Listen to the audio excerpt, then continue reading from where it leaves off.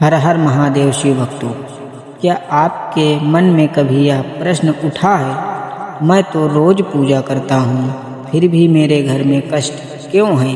क्या सच में भगवान मेरे साथ हैं या मैं अकेला हूँ? भक्तों, आज की यह पवित्र कथा इन्हीं प्रश्नों का उत्तर है। यह कोई साधारण कथा नहीं, यह भगवान शिव द्वारा ली गई एक कठिन परीक्षा की कथा है। गरुड़ पुराण में कहा गया है, जो व्यक्ति कथा को बीच में छोड़ देता है वह अपूर्ण पुण्य का भागी बनता है, और अपूर्ण पुण्य कभी पूर्ण फल नहीं देता। इसीलिए भक्तों, कथा को अंत तक सुनना और इसके संदेश को जीवन में उतारना, यही आपका सबसे बड़ा धर्म है। तो आइए पूर्ण श्रद्धा, पूर्ण विश्वास और शिव नाम के साथ इस दिव्य कथा में प्रवेश करते हैं। भक्तों, सतयुग की बात है। काशी नगरी के समीप एक छोटा सा गांव था, देवपुर। उस गांव में एक ब्राह्मण रहता था, धर्मदत्त। धर्मदत्त रोज नियम से पूजा करता, गंगा स्नान करता, रुद्राक्ष धारण करता और वेद पुराणों का पाठ करता था। परंतु उसके जीवन में सुख नहीं था। घर में दरिद्रता थी, पत्नी रोगी थी, संतान नहीं थी। एक दिन धर्मदत्त रोते हुए बोला, हे महादेव, मैंने क्या कमी छोड़ दी? फिर भी मेरे जीवन में अंधकार क्यों है? उसी रात स्वयं भगवान शिव वेश बदलकर एक वृद्ध साधु के रूप में उसके द्वार पर आए।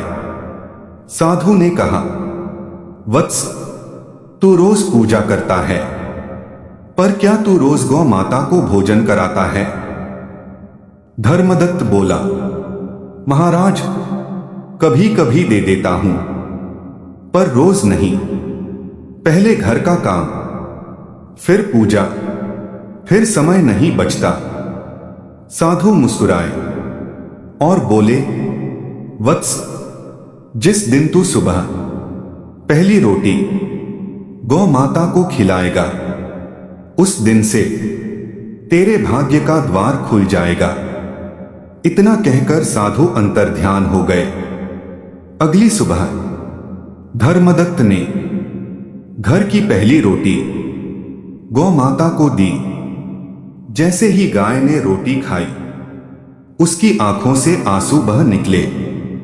भक्तों, गौ माता के आंसू सामान्य नहीं होते, वे सीधे भगवान शिव तक पहुंचते हैं। उसी क्षण आकाश से दिव्य ध्वनि हुई, वत्स, आज तूने मुझे प्रसन्न कर दिया। धर्मदत्त कांप गया। सामने साक्षात भगवान शिव प्रकट हुए। महादेव बोले, गौ माता केवल एक पशु नहीं, वह धरती की जीवित करुणा है। उसके भीतर सभी देवताओं का वास है। जो व्यक्ति सुबह की पहली रोटी गौ माता को देता है, उसके घर से दरिद्रता स्वयं बाहर चली जाती है। उसके भाग्य में धीरे धीरे पर स्थायी रूप से सुख का प्रवेश होता है। भक्तों, ध्यान से सुनिए। भगवान शिव ने कहा, गौ सेवा का फल तुरंत नहीं दिखता, क्योंकि यह अहंकार को तोड़ता है। यह पुण्य बूंद बूंद करके जीवन में जुड़ता है, और जब समय आता है तो यही पुण्य सबसे बड़ा सहारा बनता है। कुछ महीनों में पत्नी का रोग ठीक हुआ, घर में अन्न बढ़ने लगा, मान सम्मान मिला और अंततः संतान सुख प्राप्त हुआ। धर्मदत्त समझ गया, पूजा से पहले करुणा आवश्यक है। भक्तों, आज भी वही नियम है। आप कितनी भी पूजा करें, अगर करुणा नहीं है तो फल अधूरा है। सुबह की पहली रोटी गौ माता को दें, मन से दें, दिखावे के लिए नहीं। शिव भक्तों, जाने से पहले कमेंट में हर हर महादेव जरूर लिखकर जाना। जय गौ माता।